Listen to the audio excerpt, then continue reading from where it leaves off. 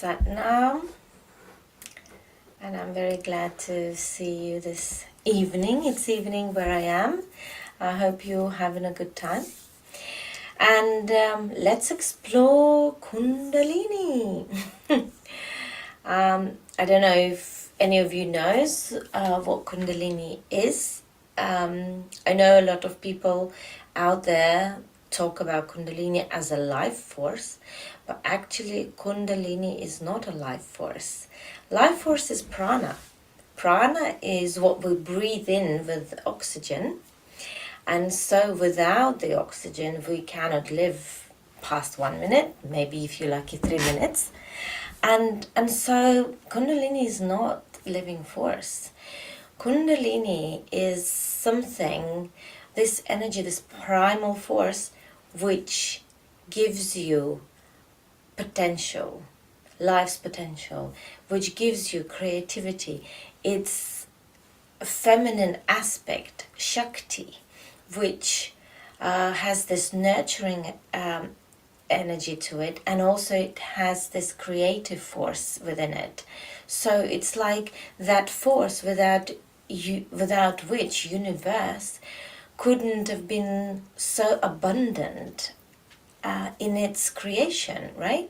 So it's like when God or whatever decided to create this creation, it couldn't have done it without the creativity and creative aspect, right? It would have been so like dull and boring and just like one-pointed, single pointed. So that's what Kundalini is, and it's actually is in everyone, in everybody, in every living being. There is this potential of being something that you decide to be. And that Kundalini sits at the base of your spine, and it's awakened. There are certain conditions for the Kundalini to be awakened.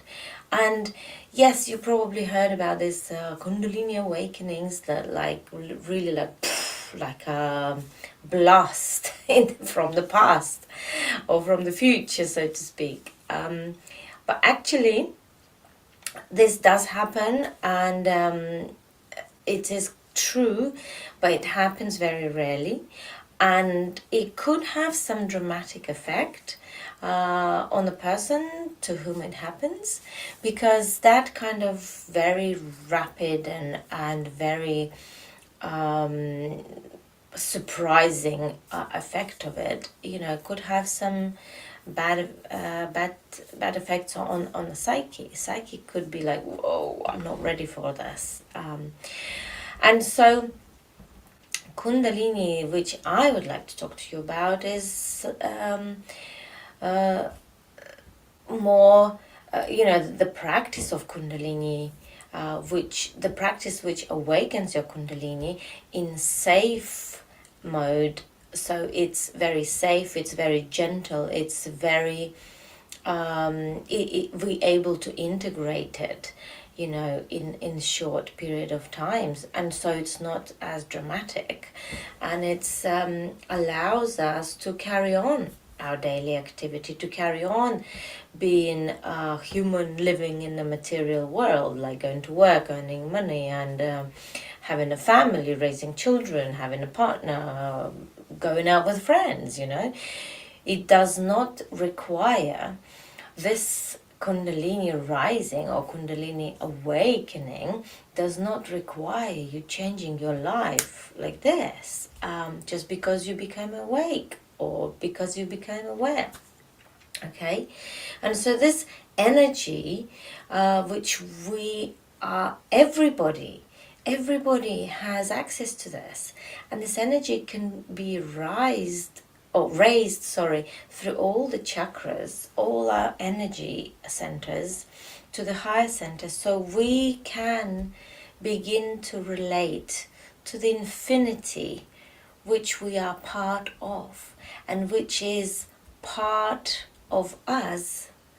And so we can relate and we can expand beyond the limitations of our mind, beyond the finite parameters of our body. And I am not talking about like putting on weight or becoming larger or taller or whatever else. I'm talking about your energetic capacities and your energetic identification. So there is a chance, there's a potential in you that you can grow into a more advanced energetic being, into more advanced human, into more creative human being. And it works in all aspects of your life. It works for your health, it works for your prosperity, it works for your relationships, it works in, anything you want, really. So, what are the questions that I often get asked? Why do Kundalini Yoga? I had to pip at my list. So why do Kundalini Yoga, right? So Kundalini Yoga is a sacred science that has been given to us. We're blessed with this, and might be you that person who is blessed with this information today. And so it's a science which can be exercised and experienced. And this sacred science allows us to raise that Kundalini energy safely. And as it passes through the centers of our being, it aligns them, it opens them up, it harmonizes them. And not only the energy centers, we're talking about all of our systems within our body. We're talking about nervous system. So that practice allows us to strengthen the nervous system, allows us to harmonize our heart frequency, allows us to strengthens the blood vessels and regulate the blood circulation, allows us to use our lungs, for example, to the full capacity. I mean, I don't know if you know that majority of people are just using 2/3 of their lungs, and so there's like a stagnant toxicity which is at the bottom of our lungs, which collects there. And what does it do? Like, a collection of bad stuff starts to rot. And what does it do? Produces more toxins, right? So it's like self-regulatory tool which allows us to live more healthier life and gives our body this chance to cleanse itself on a better level. It's like spiritual cleansing, you clean your house maybe once a week, maybe every day, you do the washing up, you wash your clothes. Similarly, we need to cleanse our body. And I'm not only talking about detoxing and different diets, it's everyday cleaning, We not only need to clean our bodies, we need to clean the mind. It's like having a spiritual shower daily, so the mind cleanses itself. And the same for the body. It's like, you can't just be eating, like 3 times a day eating. But actually, how many times a day do you go to toilet? Like, right? Interesting. What if you were just eating and not going to toilet at all? One day, well, you might just burst. And it's not the good stuff that's going to come out. Same happens with our psyches. We take on all this information that is fed to us, so like humongous amounts, gigantic amounts that is fed to us, like hourly, through the social media, through the television, through the radio, podcasts, the books you might be reading, things that are happening around you. we're living in such a fast lane nowadays, 21st century, technological age of Aquarius, I don't know if you've heard this, and things and times are speeding up. And not only the times are speeding up, I don't know if you noticed, but people say nowadays we don't have 24 hours in a day. It feels like we only have 18 hours in a day. For me, it feels like we no longer have a 7-day a week. We're like rolling on a 9-day week, huh? And it is what people used to learn in years. We have a capacity to learn in a day. I mean, look, anything you need to do, anything you need to learn, we can learn via YouTube. You can go and tap on Google online, and the information is out there for you. But the question is, can you actually digest this information? Do you have capacity of your body's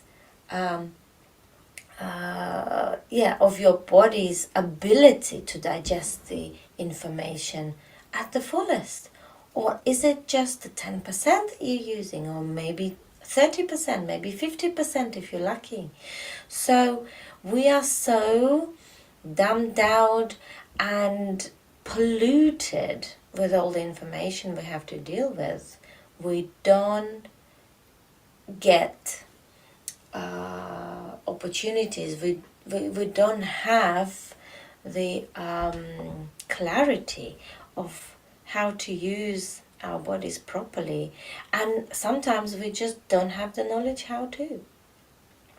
Okay, so that's one of the things as to why we need to practice Kundalini Yoga or a science of Kundalini safely and regularly.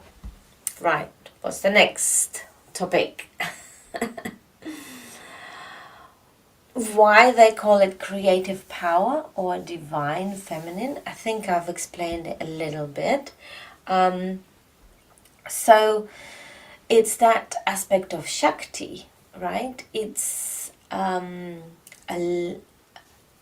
phenomenon that is, we live in this duality, and our soul is neutral, and our Kundalini energy, which is our creative capacity, is the Shakti aspect, the feminine aspect. Because in this duality, as you may know, everything is in twos. So there's feminine power, there's masculine power or channels, there is sun and moon, there is right and wrong, there is left and right, there's black and white, there's top and bottom, everything is in twos. And so we are experiencing everything through the duality. And that's okay, because we are kind of in between. So as a human, we are in between the heaven and the earth. We are this conductor or the channel between the heaven and earth. And we decide, do we want to be more into heaven, or do we want to be more grounded, more into earth? And it's up to us to find that balance. Okay, what's the next one? Yes, people normally ask, is Kundalini Yoga for everyone? The truth is, it is. And you don't have to have special flexibility, you don't have to have special sized body, you don't need to lose weight to come to class, all of these things that people use as an excuse for not trying it out. I think it's all down to how yoga became really commercialized, and it's become this tool for earning money. But actually, I don't know many people who can make a living from teaching yoga.